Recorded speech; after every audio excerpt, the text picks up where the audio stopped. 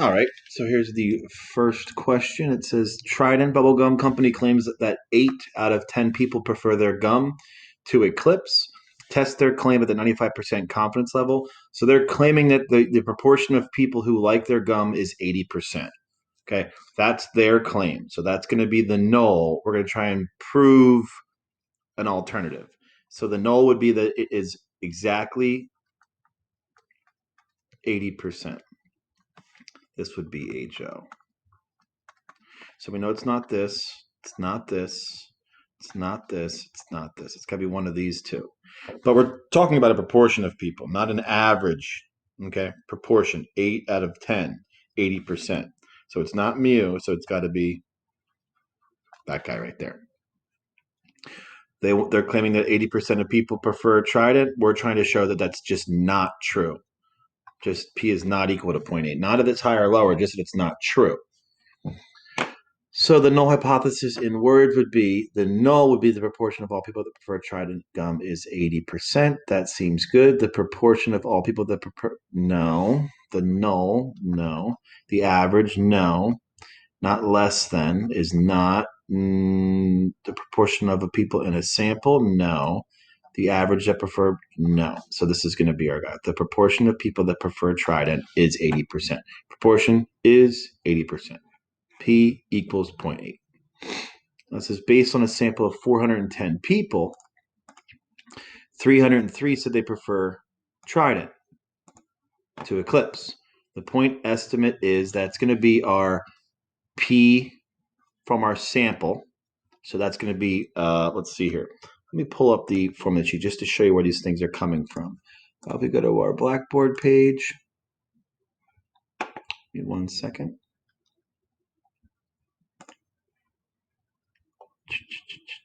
Course materials. Just to show you where I'm getting this from. This is hypothesis testing.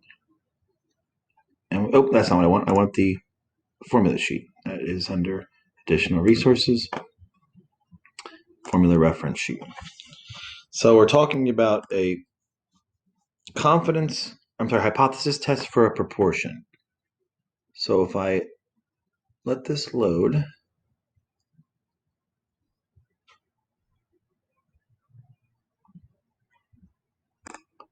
there we go. Okay.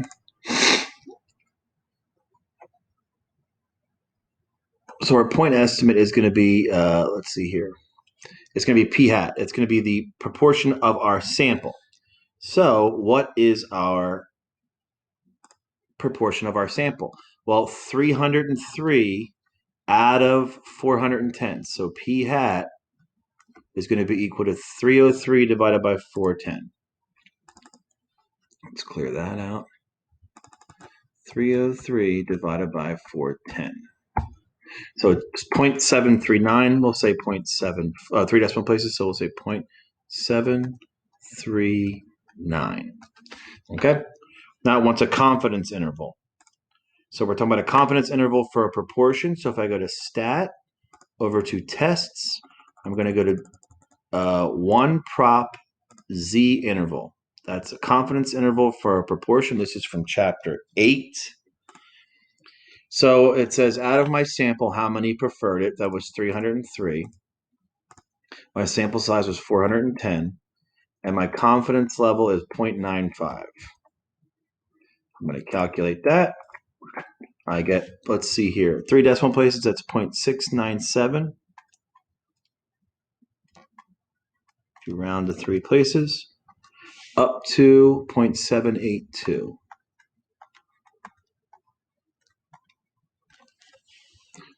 Okay, so is their claim of 80% in our confidence intervals? No, 80% doesn't fall between these two numbers.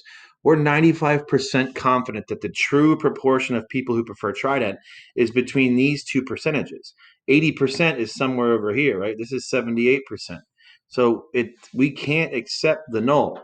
So we reject the null hypothesis. 80% falls outside of our interval. Okay? Now the next one. It says it's believed the nearsightedness affects about 8% of all children in a random sample of 194 children. 21 are nearsighted.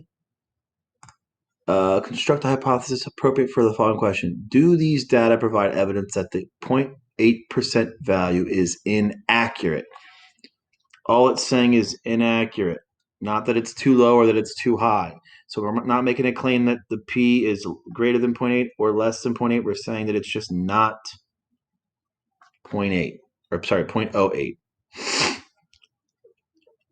So what proportion of children in the sample are nearsighted? Here's our number of children in the sample.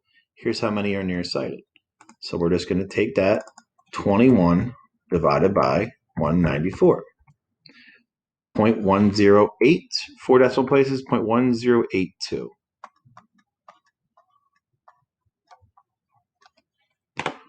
So 10.8%. Given the standard error of the sample proportion is 0.0195 and the point estimate follows a nearly normal distribution, calculate the test statistic, use the Z statistic. So you don't have to really do all that. You can use it. You can use the calculator to figure this out. So it wants the Z statistic. So if we go to stat tests, we're going to do one prop Z test, option 5. In our sample, the null is that it's 0.08. Our sample, we had, what was it, 21 out of 194.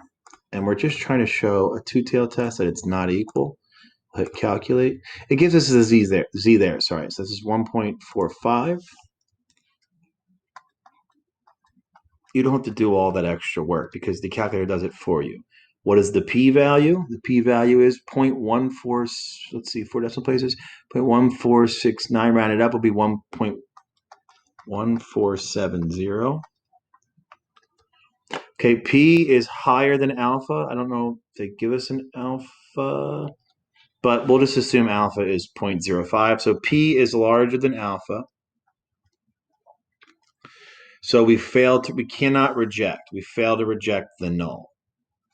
So since p is larger than alpha, so we don't care about this one. P is not less than alpha. P is not less than alpha. So we failed to reject. So let's see here. Right here. Since p is greater than alpha, we do not have enough evidence to reject the null hypothesis. There you go. Now the last two I think you asked me about were 57. Let me just pull that up online. I think we can do this online. 57.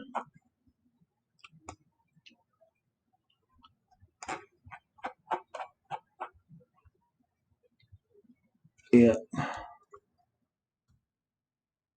Okay, this says fueleconomy.gov, yada, yada, yada.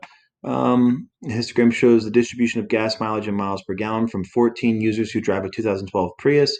The sample mean is 53.3. Standard deviation is 5.2. That's the sample mean, sample standard deviation.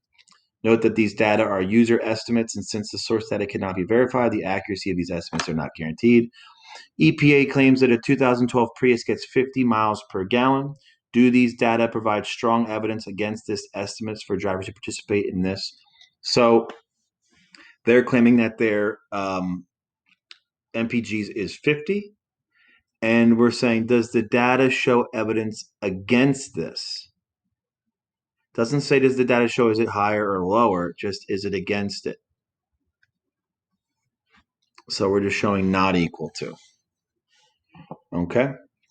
We don't know the population standard deviation. We only know the sample standard deviation. So when sigma is unknown, we can't perform a z-test. We perform a t-test because sigma is unknown. Okay. Now, how many degrees of freedom are there? Degrees of freedom when you're conducting this test is always going to be the sample size minus 1. So since our sample size is 14, our degrees of freedom should be 13. Okay, so now we can jump to the calculator. We're doing a test about a sample mean where sigma is unknown. So we're going to go stat. We're going to do a t-test, right? Because sigma is unknown. We're inputting statistics. So our mu is that it is 50. The sample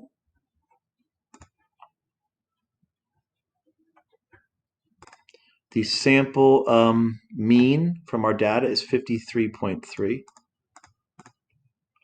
The sample standard deviation is 5.2. N is 14. We're just trying to show that it's not equal, so we can hit calculate. Double checking sure that's all correct. Now we can go down and answer some questions. So this says my test statistic to 2 decimal places is 2.37. My p-value is 4 decimal places will be 0.0337, which is lower than a 0.05 alpha level. Okay, so the p is low. We reject HO. We reject that so we can say the alternative. So p is less than alpha, so it's not this, not this. It's got to be one of these. But when p is less than alpha, we reject the null and accept the alternative.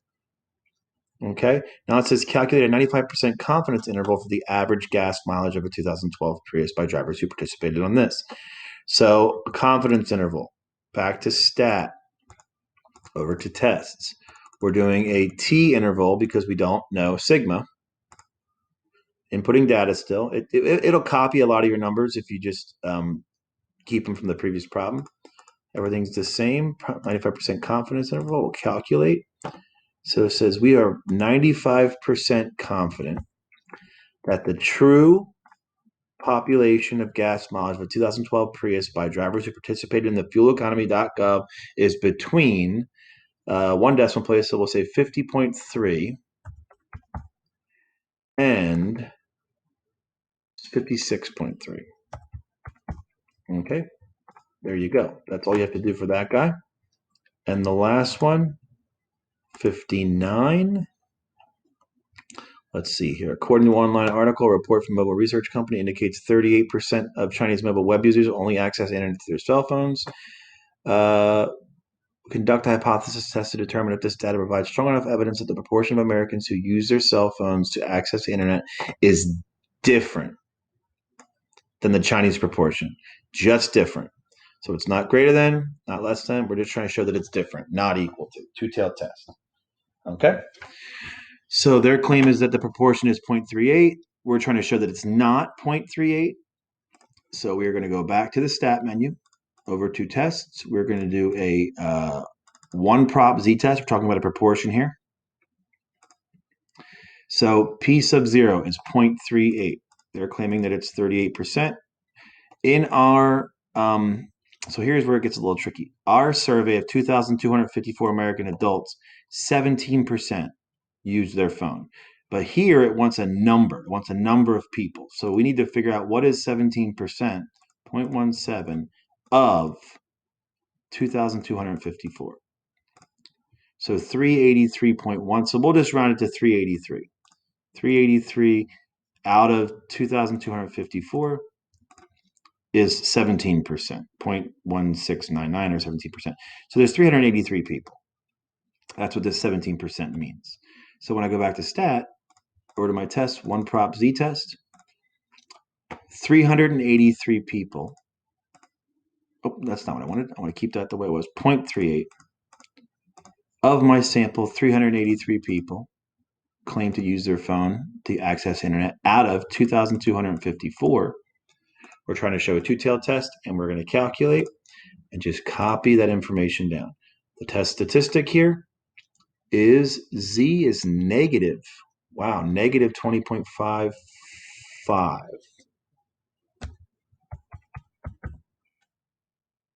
Let's double check that. I just want to double check that. One prop Z test. 0.38. Yep. Okay, cool. All right. So then our p-value. Now look, don't mess this up. This is 8.065 times e to the negative 94. That's 93 zeros and an 8. So this is just going to be basically 0. So since p is definitely less than alpha, it's not this one, not this one, not this one. P is less than alpha, we reject the null. So we can say that the alternative is true. So the data provides significant evidence that the proportion of Americans who use their cell phones to access the internet is different.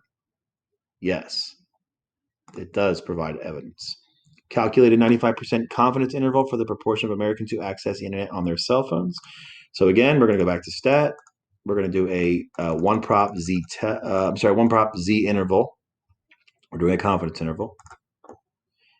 383 out of 2,254, 95% confident. And we calculate. Our lower bound, 4 decimal places, would be 0.1544. Our upper bound would be 0.1854. So we can say that we are 95% confident that the proportion of Americans who use their cell phones to access the internet is contained within this interval. Yes, that's what we were saying. And there you go. Those are your answers.